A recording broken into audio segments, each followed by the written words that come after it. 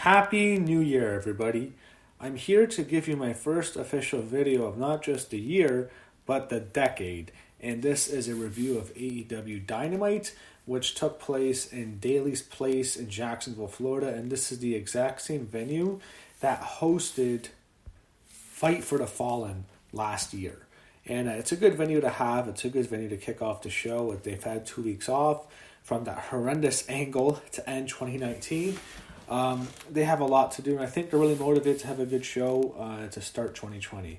So you start the show off with the video package detailing the Elite's string of bad luck, from Jericho winning the title to getting destroyed by the Creepers to Cody being turned on by MJF.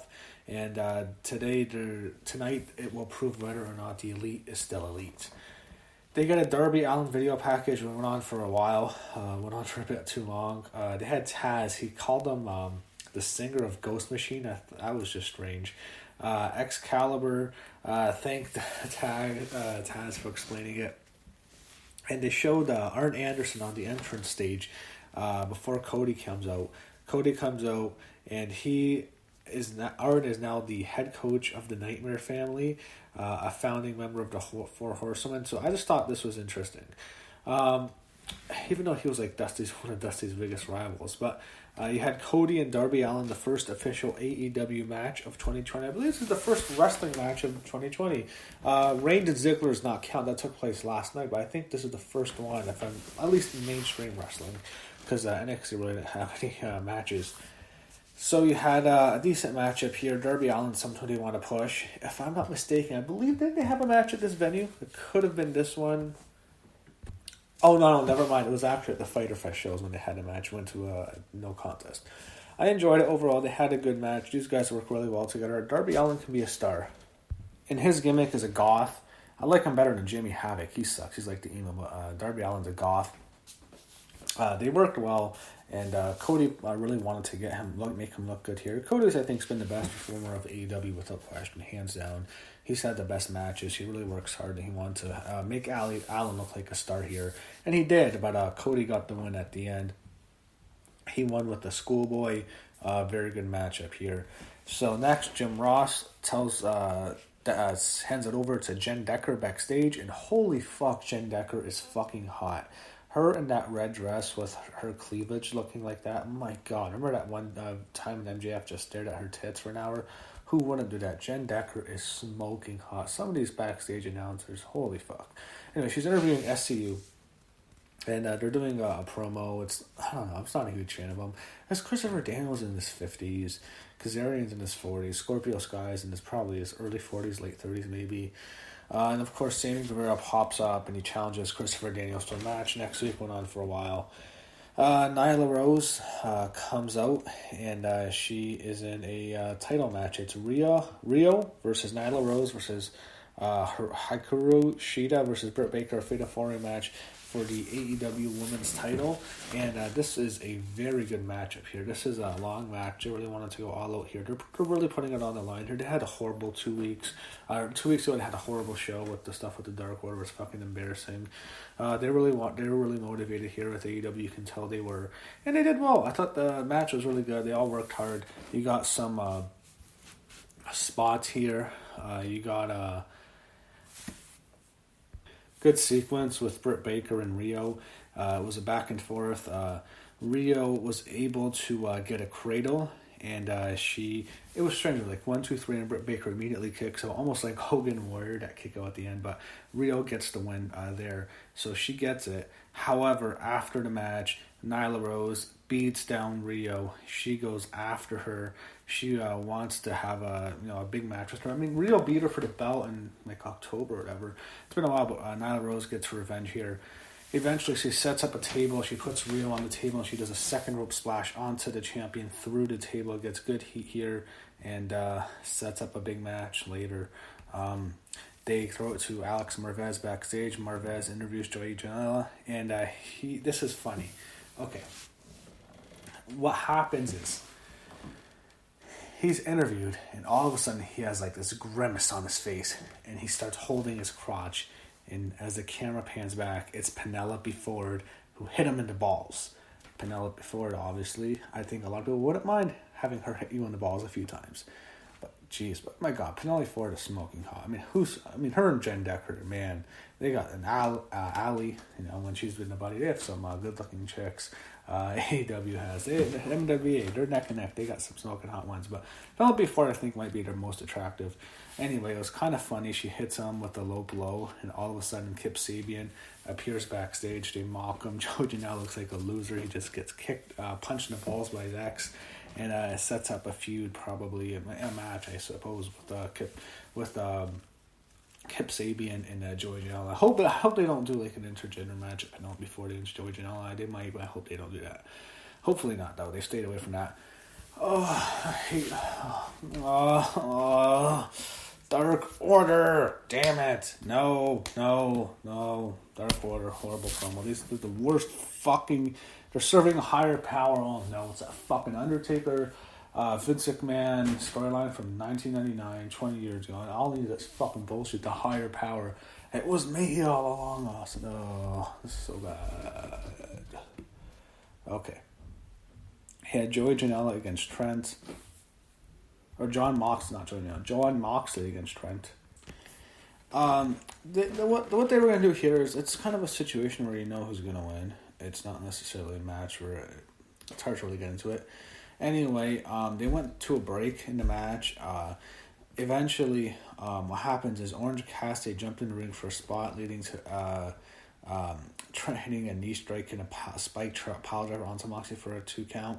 But Moxley hits a paradigm shift on the ramp, which was a big spot onto Trent. They had a good matchup here. They're going at it. Moxley then puts him into paradigm shift in the ring. 1, 2, 3. I have to say, Jon Moxley just feels like nothing. He's almost like he's back where he was as Dean Ambrose. I remember when he first attacked Kenny Omega almost a year ago now, so several months ago. I was to myself, holy shit, Moxley is going to be a fucking superstar. I don't see it. He's almost back where he was as Dean Ambrose in WWE. It's like, he's just okay. There's something there. He's just not a major star. I hate to say it. That's just a sad truth of Moxley. It's not going to happen with him. Sammy Guevara came to the ring while Moxley was still celebrating, and they threw a pre-tape video of Jericho. Jericho says he knows Moxley could join the Nightmare Collective, but he wants to offer him in the position of the Executive Vice President Inner Circle. He offered Moxley a 4 GT on Mox vanity plate. He says Moxley said he always considered Jericho a friend, and he'll answer Jericho in person next week, so you know where this goes. I don't know, when's the next week review? January, February? Oh man, AEW, starting to lose some steam. They had Sammy Guevara against Dustin Rhodes. Guevara taunted Rhodes before the match.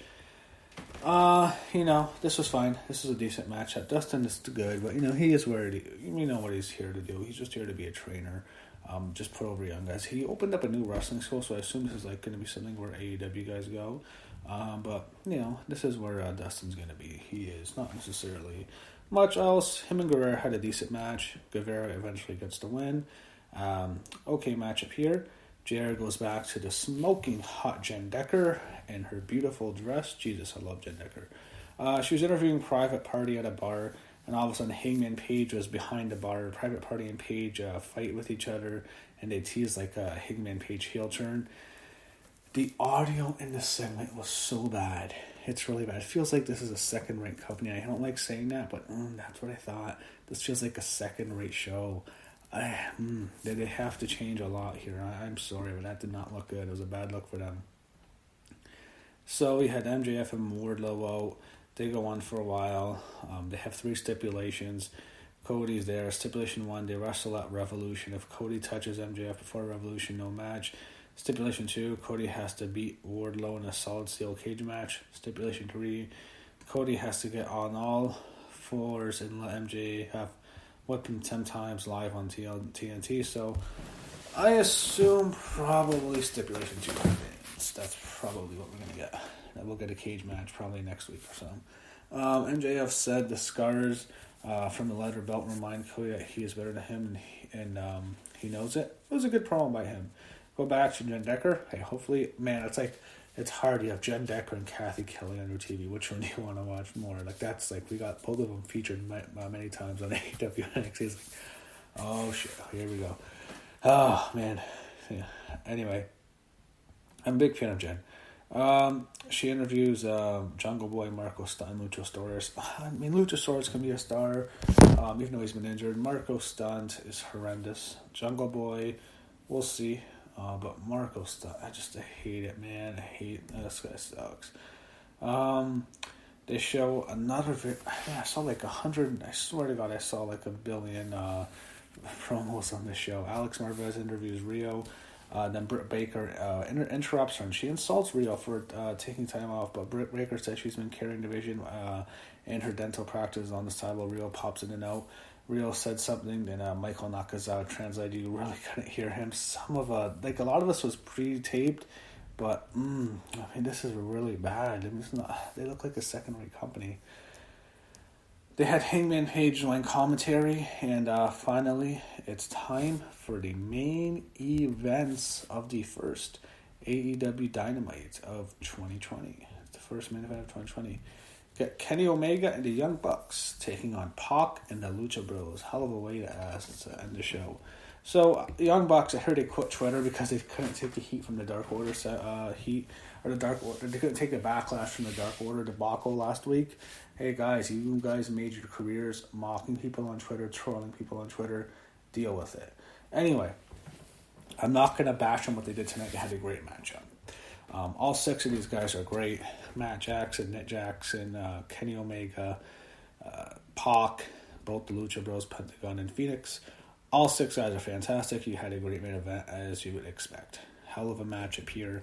The Elite, the whole story of the show was, the storyline was already Elite, not still Elite. They are still Elite. They get the win. You had Kenny Omega hit a one-winged angel. He got the win for his team. And no Kenny Omega at Wrestle Kingdom, the first time in a long time. So not him at Wrestle Kingdom, but he gets the win to start the year off in the AEW Dynamite. Good win for Kenny and the Young Bucks. I am gonna miss. I think it breaks his heart. He can't be at Wrestle Kingdom in a few days. It's probably killing him. But I'm so excited for Wrestle Kingdom. I have to tell you, I am pumped for Wrestle Kingdom. I love Wrestle Kingdom. It's so awesome. It's so fucking great. Anyway, that's a few days away. The Young Bucks and Cody and Kenny, when Cody comes out to celebrate with them, the Elite celebrate. They invited Hangman Page to join them, but he declined. So no Hangman. I guess you just have those four as the Elite. That's how the show ends. Good show, good wrestling. Again, love Jen Decker, love seeing her backstage, but the audio was bad. That was the big problem. They need to fix that. The angles were a bit too much, but the wrestling was really good. So, good way to start the show, start the year off. You had some competition. You had football on, Rose Bowl, Sugar Bowl, stuff like that. So, it was a tough competition week. And, of course, you go with NXT, even though it's not a show. It's an award show is always fun. So, they had competition. See how they do in the ratings. Start the year off. Good note. They had a horrendous ending to 2019, but they had a very good beginning to 2020, and hopefully AEW has a very good year, and we want them to have a good year. I hope AEW as well. I hope NXT as well. Hopefully we get a great year of wrestling. And again, here is to 2020.